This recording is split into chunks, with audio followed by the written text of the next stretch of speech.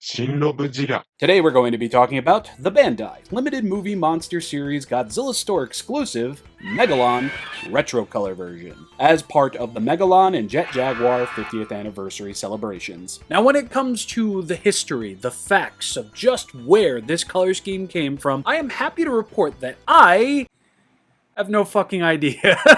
I scoured the internet for silver Megalon figures. None of them really repped a color scheme much like this. And when going through the Megalon concept art that I could find that was official, yeah, this never really appeared. It's pretty funny because the only in-color concept art I can find has Megalon looking like a lasagna bug. I would have taken that too, but I'm quite fine with this. Let's take a look at the tag. So we get the exact same tag that we got with the original Megalon movie monster series release, all the way down to the ridiculous name title on there. Like Megalon from Godzilla vs. Megalon. No shit! Major differences being this probably says retro color version and the overall appearance of it. And you know something? This color palette for this tag right here reminds me of an aged Polaroid.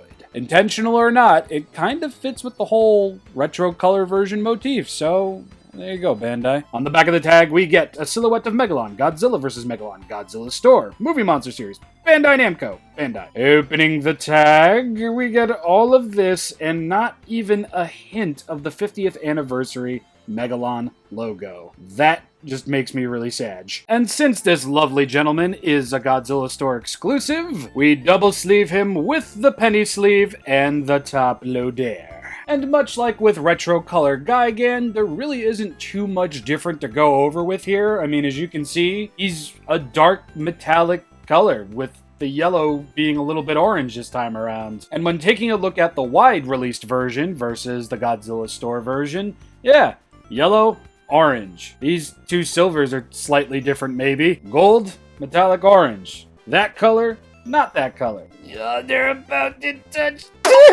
And for real, that's pretty much it as far as comparisons go.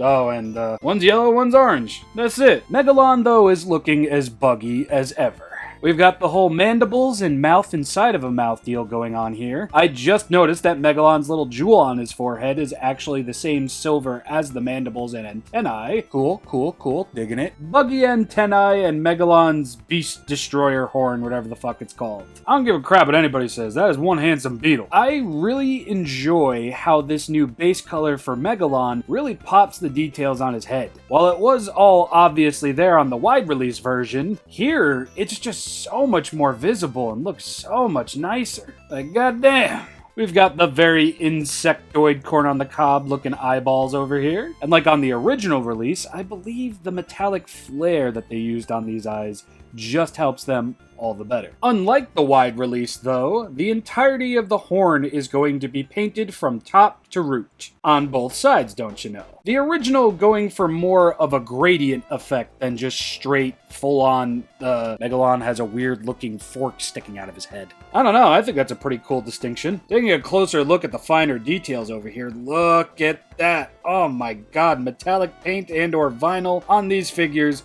really just bursts with detail. I love it. And you know what? I'm really digging this metallic orange as well. Originally, when we first got the promo shots of this guy, I thought this was just a metallic yellow that was looking a little bit darker due to the lighting kind of reflecting off of it. But as we can see here, no, this is a metallic orange, and that really, really helps. Unfortunately, though, and despite being a Godzilla Store exclusive, the paint pattern on this guy is going to be exactly the same as the wide release version. Not too much different going on with the legs, just, you know, dark metallic and then silver for the toes over here. I was really surprised to see that these were two differing colors. I was even more surprised to see that these were going to be differing colors as well. Bandai promo shots really aren't doing their figures much justice these days, and this is a good example of it. But then again, it also doesn't help that they put those images out in like 3 pixel level. But again, loving the detail, loving the color separation between the two, especially loving both of those things on the opposite sides of the arm. On both arms. No, yes. They still didn't end up doing much with Megalon's tail, but that's okay because I love how this looks.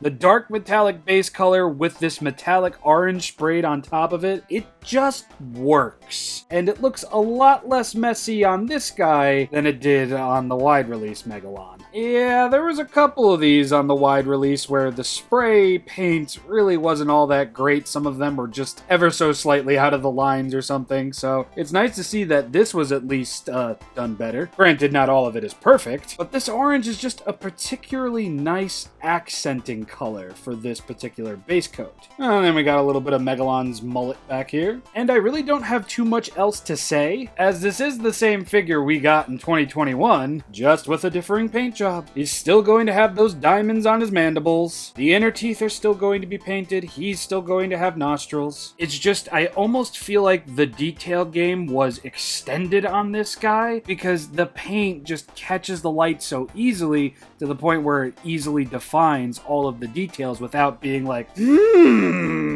But even in being like that, god damn. So as far as paint and detail goes, yes, this guy is still very much lacking, but this base coat alone and how nicely it catches the light, I am going to upgrade my original score of Movie Monster Series Megalon for Retro Color Megalon over here to a solid star in terms of paint and detail. I haven't really been calling him Retro Color Megalon behind the scenes. I've kind of been calling him Fresh Out the Car Wash Megalon. And the funny thing is, yes, I really do like this, but Bandai, my guys, my gals, my pals, I would have been perfectly fine without a retro color variant of this guy if you just dirtied this release up. A little bit of brown dry brushing and such.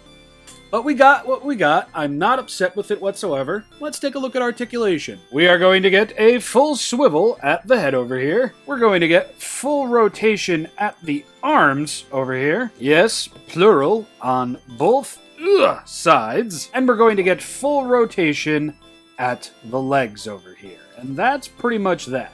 Nothing at the tail, obviously nothing at the wings. And like with wide release Megalon, that's perfectly fine.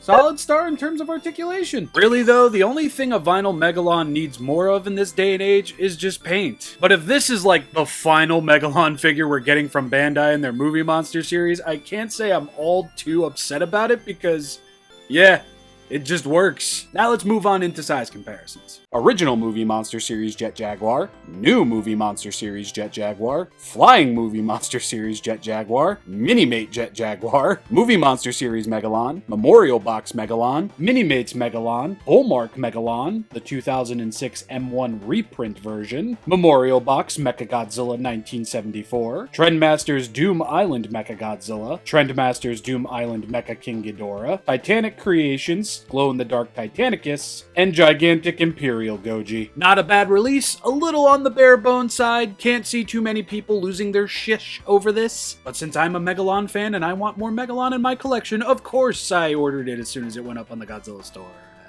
I mean, not as soon as it went up on the Godzilla. Semantics. You know, SH Monster Arts, if you guys just so happen to unveil, I don't know, an SH Monster Arts Megalon figure at Godzilla Day, that might be a no questions asked purchase for me. Not gonna lie. I mean, I already missed out on X Plus Defo Real Megalon, and I hate myself for that, but I also hate how expensive it was. Anyway, enough out of me. That's the review. Hope you all enjoyed. See you all on Friday for finally Necathon 9. What the fuck? Goodbye.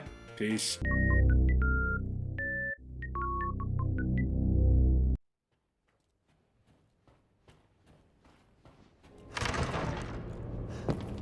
Cassandra, come here now.